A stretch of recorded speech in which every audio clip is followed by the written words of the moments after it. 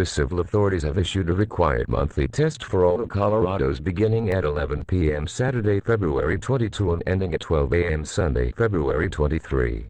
This is a statewide test of the Colorado Emergency Alert System. In the event of an emergency, this system would bring you important information.